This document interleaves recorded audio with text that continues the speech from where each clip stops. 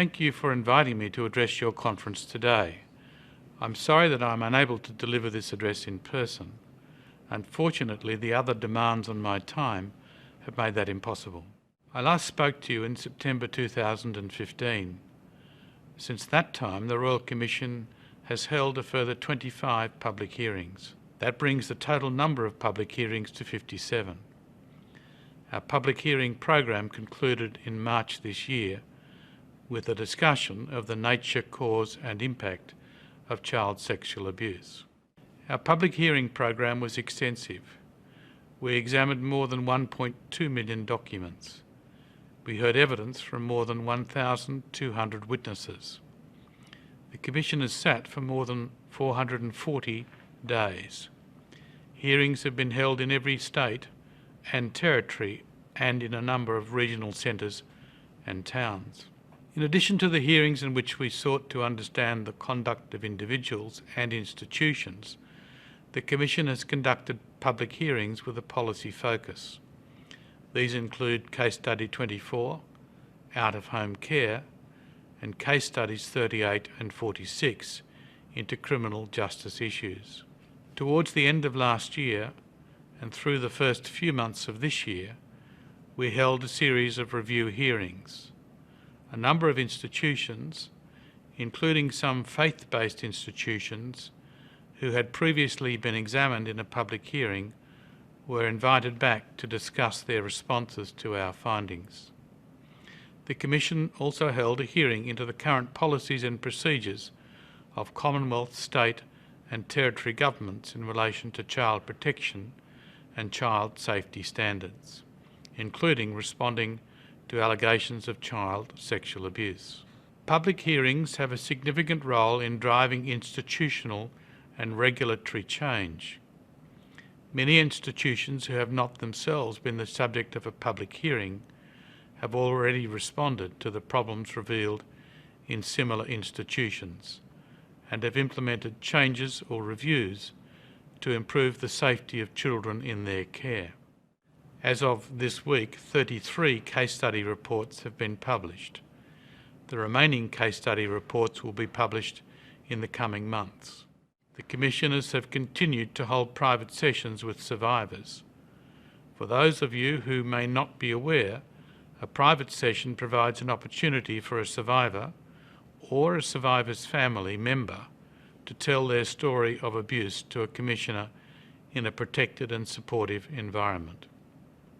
It is the primary way for the Commissioners to bear witness to the abuse and trauma inflicted on children who suffered in an institutional context. The Commissioners have now held more than 6,700 private sessions. Some of you may be aware of our extensive research and policy development program. This program has had the assistance of national and international experts across many disciplines. The program has 4 broad areas of focus: prevention, identification, response and justice for victims. The Commission has now published 44 research reports, but for the resources given to the Royal Commission, much of this research would never have been undertaken. These reports are an important part of the Royal Commission's legacy. We have also published consultation papers in relation to criminal justice, records and record keeping, out-of-home care, complaint handling and response and redress and civil litigation. I have now referred 2,025 matters to the authorities, almost always to the police, with a view to the possible prosecution of an offender. At this stage, we have been advised that there have been 127 prosecutions commenced as a result of these referrals. However, the volume of referrals is so great, it will take quite some time before all the matters are processed and prosecutions commenced. When I spoke to you last time, the Royal Commission's final report on working with children checks had recently been published. That report contains 36 recommendations. It is available on the Commission's website.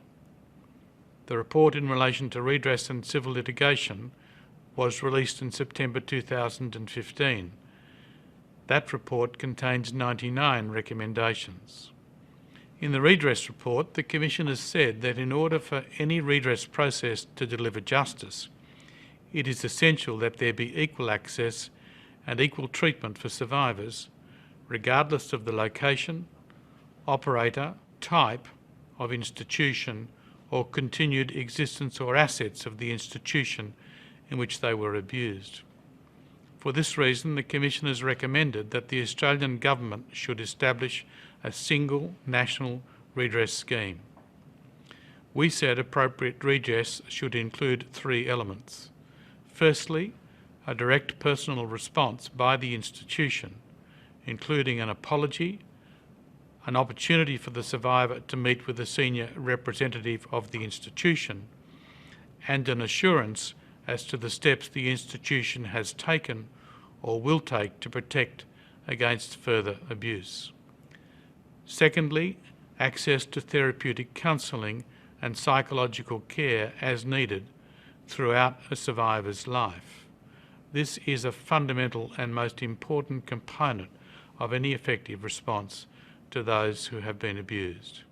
Thirdly, modest monetary payments as a tangible means of recognising the wrong survivors have suffered. We recommended a set of principles by which redress should be funded. Those principles were: the institution in which the abuse is alleged or accepted to have occurred should fund the cost of redress. Secondly, where an applicant alleges or is accepted to have experienced abuse in more than one institution, the redress scheme should apportion the cost of funding redress between the relevant institutions. Thirdly, where the institution in which the abuse is accepted to have occurred no longer exists, and the institution was part of a larger group of institutions, or where there is a successor to the institution, the group of institutions or the successor should fund the cost of redress. We also recommended that the Australian Government and the state and territory governments should be the funder of last resort, with governments meeting any shortfall of funding for the scheme. We do not anticipate that there will be a large number of claims which will require the resources of a funder of last resort. The Commission has made the following observation about the responsibility of governments. I quote from the report. It says, although the primary responsibility for the sexual abuse of an individual lies with the abuser and the institution they were part of, we cannot avoid the conclusion that the problems faced by many people who have been abused are the responsibility of our entire society. The broad social failure to protect children across a number of generations makes clear the pressing need to provide avenues through which survivors can obtain appropriate redress for past abuse. On the 4th of November 2016, the Minister for Social Services, Christian Porter, announced the establishment of the Commonwealth Redress Scheme. In that announcement, Minister Porter said that any state, any territory, any church, any charity who has responsibility in this area will be able to opt into the scheme. Institutions would opt in on the basis that they fund the cost of their own eligible redress claims. The Commissioners understand that many churches and religious groups have indicated that they are positively disposed to the Commonwealth scheme. This is very pleasing to hear. The need for an effective response for survivors who have been abused in an institutional context is undoubted. The need to provide for their ongoing psychological and psychiatric care is urgent. The risk that a survivor's compromised health may have tragic consequences is real. It is unacceptable that we should not do what we can to minimise that risk. The recommendations made by the Commissioners in relation to civil litigation focused on 4 topics: limitation periods, the duty of institutions, identifying a proper defendant, and the principles for managing litigation. A number of our recommendations in relation to civil litigation have already been taken up by state and territory governments. New South Wales, Victoria, Queensland and the ACT have legislation that gives effect to the Commission's recommendations in relation to limitation periods. In fact, in New South Wales and Victoria, the amendments made to the Statute of Limitations go beyond the recommendations of the Royal Commission. We understand that Tasmania is in the process of drafting a bill that will give effect to the Commission's recommendations, and that the Northern Territory has approved preparation of a bill to the same effect. Western Australia told us that they are committed to introducing laws to give effect to the Commission's recommendations in relation to limitation periods. Queensland have now introduced model litigant guidelines specifically for child sexual abuse claims that apply in litigation to which the state is a party. They join New South Wales and Victoria in having such guidelines. In relation to the Commission's recommendations with respect to the duty of care of institutions, Victoria has introduced the Wrongs Amendment Bill to their Parliament.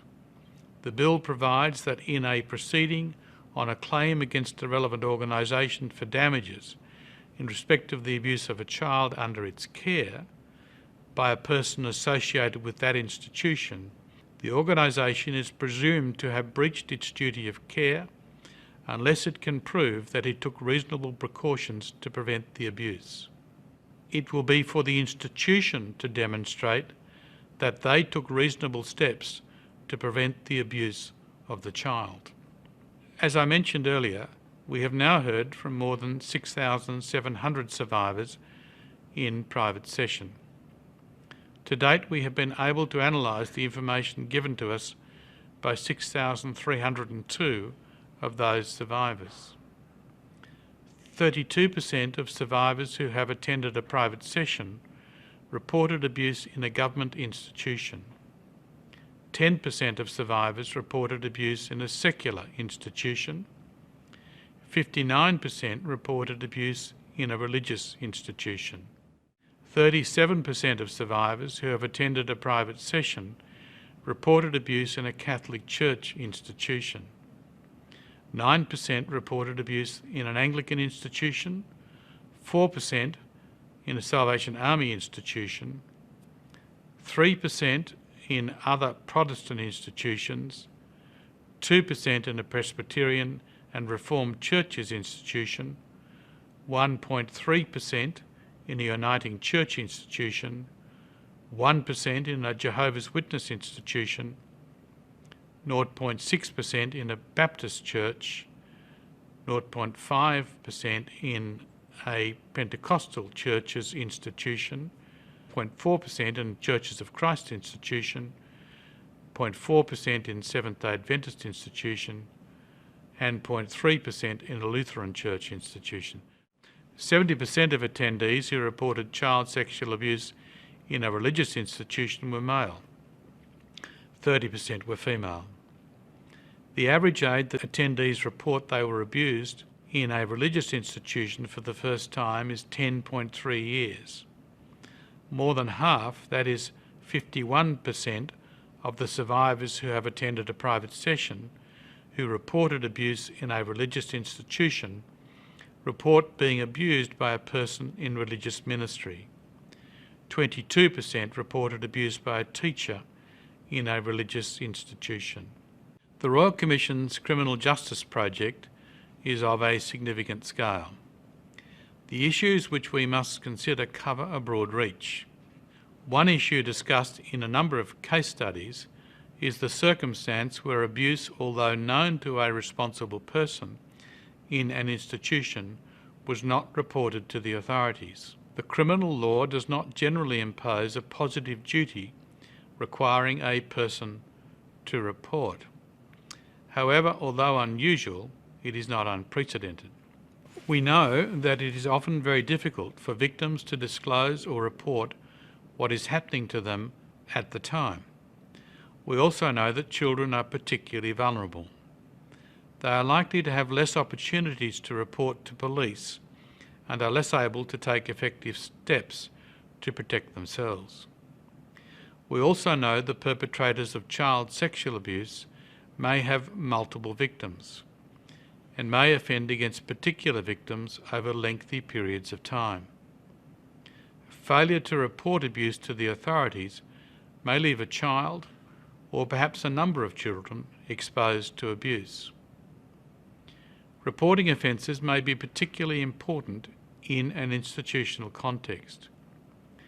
Institutions may be conflicted. They have a duty to protect children, but they also have an interest in protecting the reputation of their institution.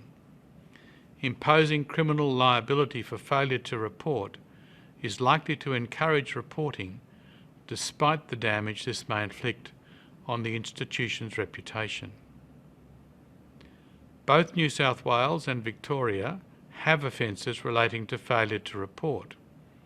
In New South Wales, there is an offence of concealing a serious indictable offence.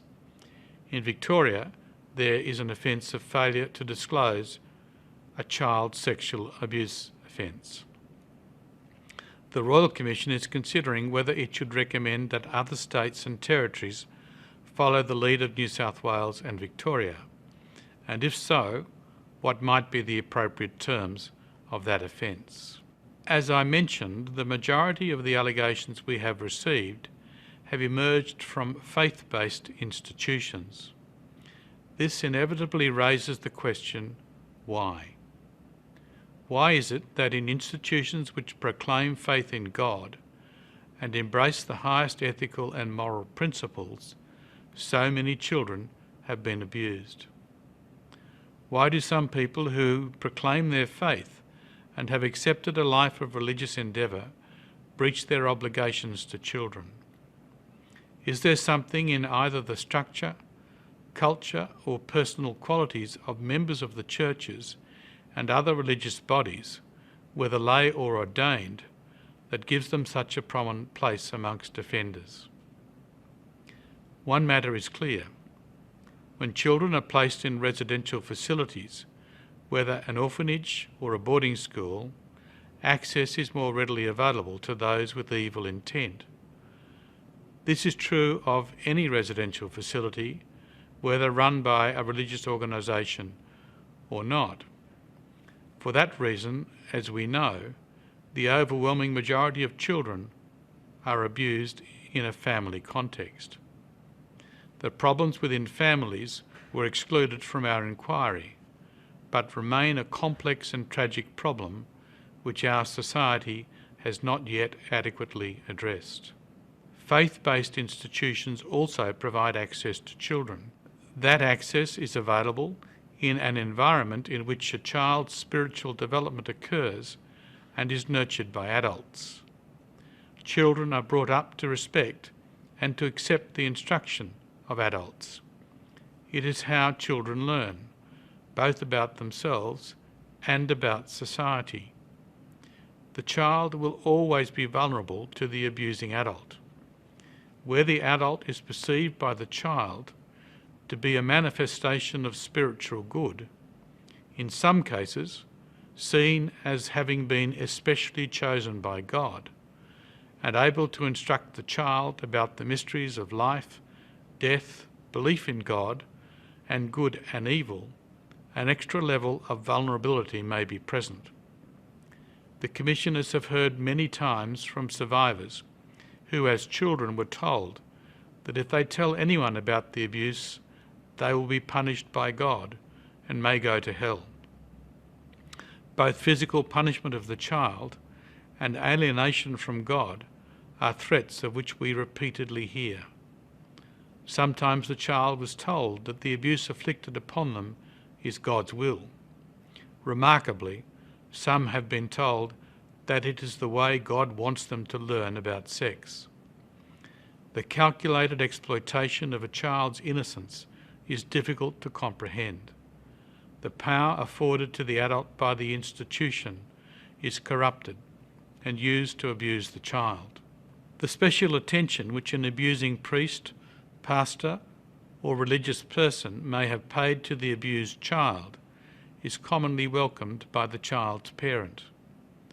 This will also be true of a child's sporting coach, lay teacher or dance instructor.